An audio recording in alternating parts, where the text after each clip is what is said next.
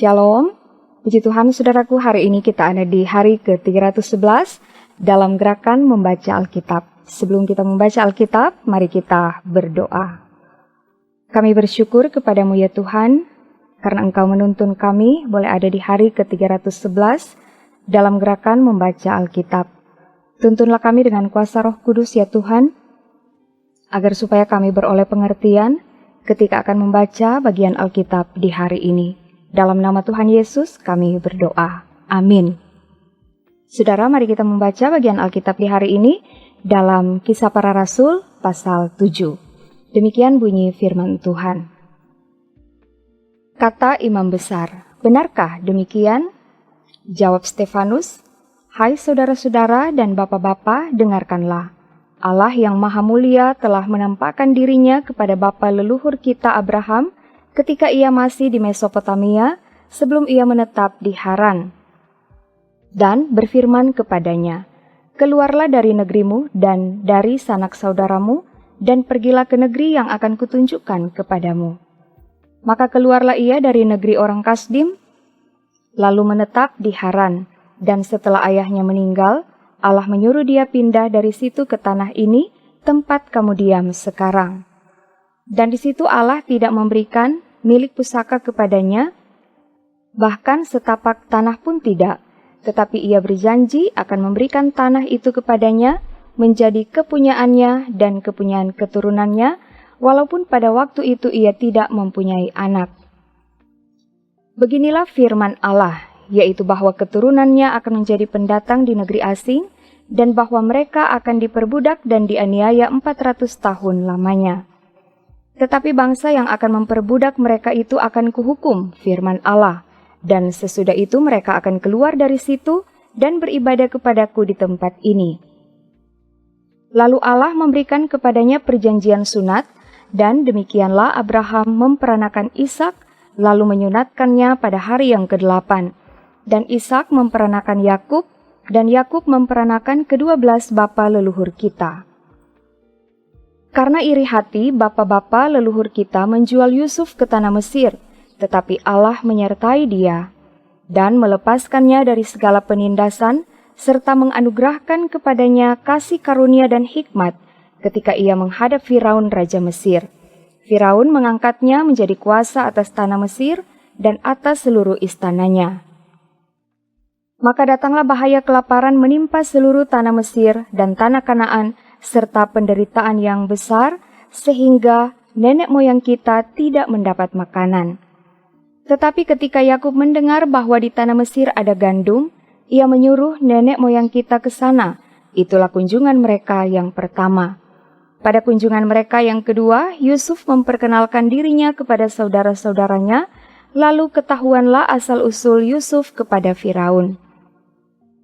Kemudian Yusuf menyuruh menjemput Yakub ayahnya dan semua sanak saudaranya, 75 jiwa banyaknya. Lalu pergilah Yakub ke tanah Mesir. Di situ ia meninggal, ia dan nenek moyang kita. Mayat mereka dipindahkan ke Sikem dan diletakkan di dalam kuburan yang telah dibeli Abraham dengan sejumlah uang perak dari anak-anak Hemor di Sikem. Tetapi makin dekat genapnya janji yang diberikan Allah kepada Abraham, makin bertambah banyaklah bangsa itu di Mesir.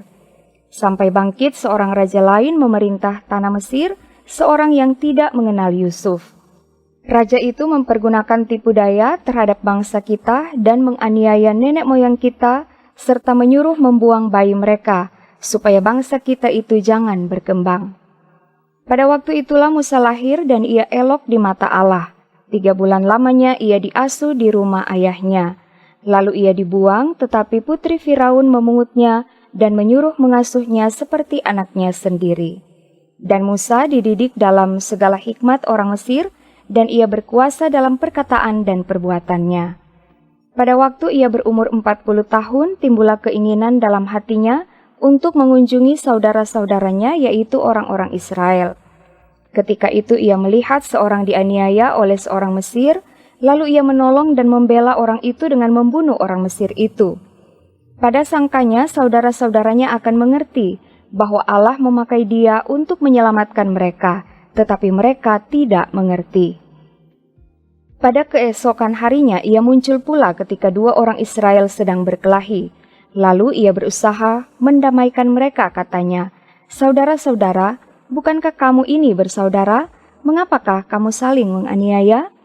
Tetapi orang yang berbuat salah kepada temannya itu menolak Musa dan berkata, "Siapakah yang mengangkat engkau menjadi pemimpin dan hakim atas kami? Apakah engkau bermaksud membunuh aku sama seperti kemarin engkau membunuh orang Mesir itu?" Mendengar perkataan itu, larilah Musa dan hidup sebagai pendatang di tanah Midian. Di situ ia memperanakan 2 orang anak laki-laki. Dan sesudah 40 tahun, tampaklah kepadanya seorang malaikat di padang gurun Gunung Sinai di dalam nyala api yang keluar dari semak duri. Musa heran tentang penglihatan itu, dan ketika ia pergi ke situ untuk melihatnya dari dekat, datanglah suara Tuhan kepadanya. "Akulah Allah nenek moyangmu, Allah Abraham, Ishak dan Yakub." Maka gemetarlah Musa dan ia tidak berani lagi melihatnya. Lalu firman Allah kepadanya, "Tanggalkanlah kasutmu dari kakimu, sebab tempat di mana engkau berdiri itu adalah tanah yang kudus. Aku telah memperhatikan dengan sungguh kesengsaraan umatku di tanah Mesir, dan aku telah mendengar keluh kesah mereka, dan aku telah turun untuk melepaskan mereka. Karena itu marilah engkau akan kuutus ke tanah Mesir." Musa ini yang telah mereka tolak dengan mengatakan, "Siapakah yang mengangkat engkau menjadi pemimpin dan hakim?" Musa ini juga telah diutus oleh Allah sebagai pemimpin dan penyelamat oleh malaikat yang telah menampakkan diri kepadanya di semak duri itu. Dialah yang membawa mereka keluar dengan mengadakan mujizat-mujizat dan tanda-tanda di tanah Mesir, di Laut Merah dan di padang gurun 40 tahun lamanya. Musa ini pula lah yang berkata kepada orang Israel, "Seorang nabi seperti aku ini akan dibangkitkan Allah bagimu dari antara saudara-saudaramu." Musa inilah yang menjadi pengantara dalam sidang jemaah di padang gurun di antara malaikat yang berfirman kepadanya di Gunung Sinai dan nenek moyang kita, dan dialah yang menerima firman-firman yang hidup untuk menyampaikannya kepada kamu. Tetapi nenek moyang kita tidak mau taat kepadanya, malahan mereka menolaknya. Dalam hati mereka ingin kembali ke tanah Mesir. Kepada Harun mereka berkata, "Buatlah untuk kami beberapa Allah yang akan berjalan di depan kami, sebab Musa ini yang telah memimpin kami keluar dari tanah Mesir, kami tidak tahu apa yang telah terjadi dengan dia." Lalu pada waktu itu, mereka membuat sebuah anak lembu dan mempersembahkan persembahan kepada berhala itu, dan mereka bersuka cita tentang apa yang dibuat sendiri oleh mereka. Maka berpalinglah Allah dari mereka, dan membiarkan mereka beribadah kepada bala tentara langit, seperti yang tertulis dalam kitab nabi-nabi. "Apakah kamu mempersembahkan kepadaku korban sembelihan dan persembahan selama 40 tahun di padang gurun itu, hai kaum Israel? Tidak pernah, malahan kamu mengusung kemah Molok dan bintang dewa Refan, patung-patung yang kamu buat itu untuk disembah. Maka aku akan membawa kamu ke dalam pembuangan sampai di seberang sana Babel." Kemah kesaksian ada pada nenek moyang kita di padang gurun, seperti yang diperintahkan Allah kepada Musa untuk membuatnya, menurut contoh yang telah dilihatnya. Kemah itu yang diterima nenek moyang kita, dan yang dengan pimpinan Yosua dibawa masuk ke tanah ini, yaitu waktu tanah ini direbut dari bangsa-bangsa lain yang dihalau Allah dari depan nenek moyang kita. Demikianlah sampai kepada zaman Daud. Daud telah mendapat kasih karunia di hadapan Allah, dan ia memohon supaya ia diperkenankan untuk mendirikan suatu tempat kediaman bagi Allah Yakub. Tetapi Salomolah yang mendirikan sebuah rumah untuk Allah. Tetapi yang Maha Tinggi tidak diam di dalam apa yang dibuat oleh tangan manusia, seperti yang dikatakan oleh Nabi. "Langit adalah tahtaku, dan bumi adalah tumpuan kakiku. Rumah apakah yang akan kamu dirikan bagiku? Demikian firman Tuhan. Tempat apakah yang akan menjadi perhentianku? Bukankah tanganku sendiri yang membuat semuanya ini? Hai orang-orang yang keras kepala dan yang tidak bersunat hati dan telinga, kamu selalu menentang Roh Kudus, sama seperti nenek moyangmu, demikian juga kamu. Siapakah dari nabi-nabi yang tidak dianiaya oleh nenek moyangmu?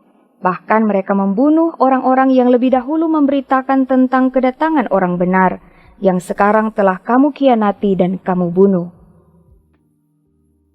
Kamu telah menerima hukum Taurat yang disampaikan oleh malaikat-malaikat, akan tetapi kamu tidak menurutinya.